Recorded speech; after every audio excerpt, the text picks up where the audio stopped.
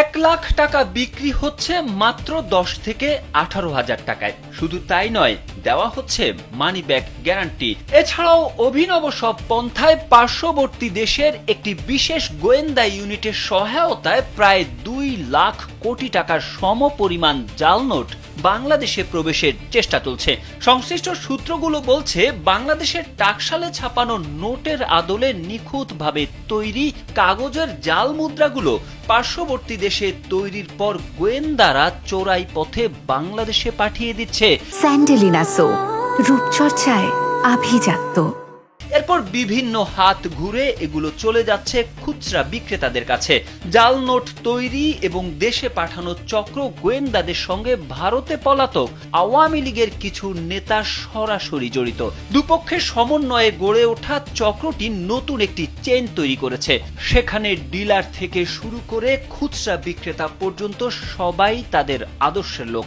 এ নিয়ে একটি প্রতিবেদন করেছে দৈনিক যুগান্তর। পার্শ্ববর্তী দেশের গোয়েন্দাদের সহায়তায় দেশের বাজারে জাল নোট ছড়ানোর বিষয়টি প্রকাশ্যে আসার পর আইন শৃঙ্খলা রক্ষাকারী বাহিনী সর্বোচ্চ সতর্কতা অবলম্বন করছে। অনুসন্ধানে জানা যায়, জাল নোট চক্রের সদস্যরা ফেসবুক, টেলিগ্রাম, হোয়াটসঅ্যাপের মতো বিভিন্ন সামাজিক যোগাযোগ মাধ্যম ব্যবহার করে জাল নোট বেচা কেনার বিজ্ঞাপন দিচ্ছে।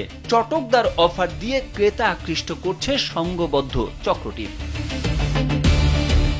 বিভিন্ন সিক্রেট গ্রুপ তৈরি করে সেখানে ক্রেতাদের সঙ্গে যোগাযোগ স্থাপন করছে। এমন কিছু বিজ্ঞাপন দেখা গেছে যেখানে 1,00,000 টাকার জাল নোট মাত্র 10 থেকে 18,000 টাকায় বিক্রি করার অফার দেওয়া হচ্ছে। এমনকি তারা ক্রেতাদের আস্থা অর্জনের জন্য মানি ব্যাক গ্যারান্টি বা মানের নিশ্চয়তার মতো মিথ্যা প্রতিশ্রুতিও দিচ্ছে।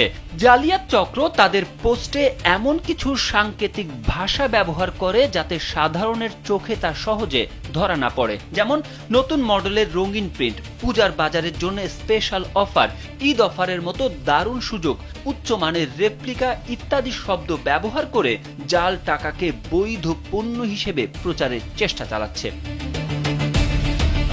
এসব বিষয়ে জানতে চাইলে ডিএমপির অতিরিক্ত কমিশনার মোহাম্মদ শফিকুল ইসলাম জানিয়েছেন, জাল নোটের কারবারিদের বিরুদ্ধে অভিযান অব্যাহত রয়েছে। গোয়েন্দা তথ্যের ভিত্তিতে এই অভিযান আরো জোরদার করা হয়েছে। তারেক আহমেদ, কালবেলা।